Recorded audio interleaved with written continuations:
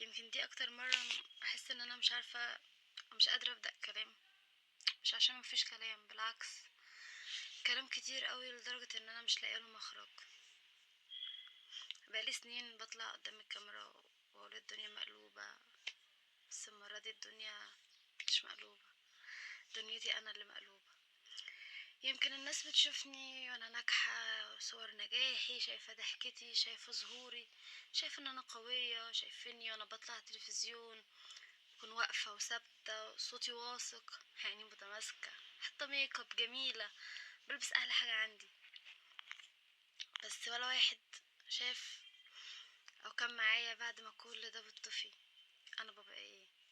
ولا واحد كان سامع صوت التعب اللي بيطلع اول ما خلاص كل حاجة بتقفل. ولا حد شاف انهياري وانا بستخبى ورا جملة لطيفة، او حتى ضحكة، او كلمة تمام.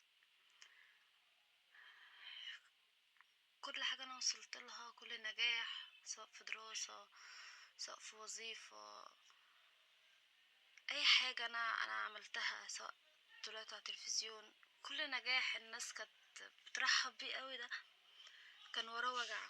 انا بس اللي دقته، انا بس اللي عشته.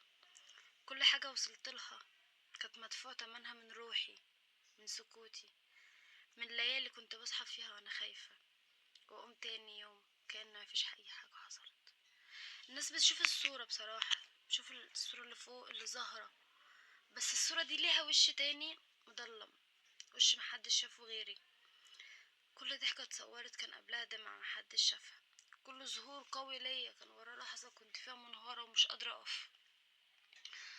كل خطوة لقدام جرت وراها وجع وتعب ووحدة. وسط كل ده انا كنت بكمل وانا موجوعة وانا لوحدي، بكمل وانا خايفة. يمكن اللي هقوله دلوقتي انا اول مرة اقوله بالشكل ده، بس انا تعبانة، داخلة عملية، ومش اول عملية، دي تاني عملية في 45 يوم. كمان انا كده متأخرة، المفروض كنت اعملها اصلا من اسبوعين. كل حد كان بيقول لي كلمة امي بالسلامة كانش بيسمع الصوت اللي جوه قلبي، الصوت اللي بيقول هو انا لسه هقدر اتحمل كمان. انا مش خايفة من الوجع، يعني انا عايشة معاه بقالي كتير، بس انا خايفة من الوحدة اللي بعد الوجع. اللحظة اللي هسمع فيها نفسي بس، اللحظة اللي هحس فيها ان الدنيا بتجري وانا واقفة. في ناس فاكرة يعني ان النجاح بيقوي، يعني انا شاطرة، انا ناجحة، انا بشتغل، انا بقبض، انا ليا ظهور، انا شخص ناجح. الناس بتفكر ان ده حاجة تخلينا اقوى، بس الحقيقة لا. النجاح ده بيكسر اكتر ما بيصلح، بيعلي الصوت اللي جوانا لدرجة اننا بنسمع دقات قلبنا من كتر الخوف. ما كانش مش دقة عشان ان انا عايشة ودم، لا، دقة خوف. اكتر حاجة بتوجع اننا بنتظاهر بالقوة عشان محدش يقلق، بس في الحقيقة ان احنا نفسنا حد يطبطب علينا يقول لنا اننا مش لوحدنا.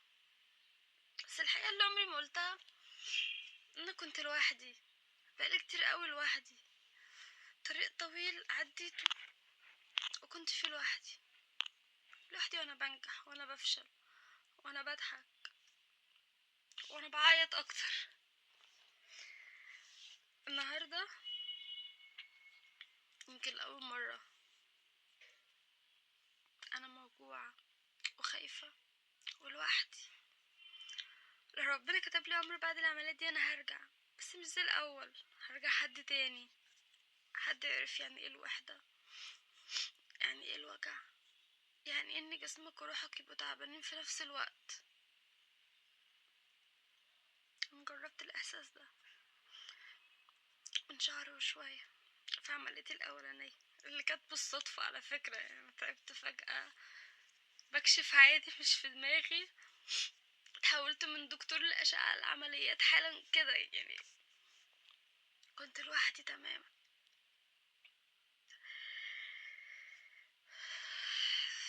يمكن دي مجرد محطة او اختبار هعدي منه، بس مش بقوتي، يمكن بإيماني، يمكن بنيتي، يمكن بالدعوات اللي بتطلع من الناس انا معرفهاش. فادعولي، مش عشان انا ضعيفة، بس يمكن الدعاء ده الحاجة الوحيدة اللي بتوصل وتطمن. انا قلقانة ومحتاجة اطمن، رغم ان ما اظنش ان في حاجة في الدنيا ممكن تطمن. محتاجة احس ان انا في حد ماسك ايدي حتى لو من بعيد. يمكن الدنيا مقلوبة، بس دنيتي انا مقلوبة اكتر. صدعتكم. سلام، عندي ميعاد عملية دلوقتي. باي.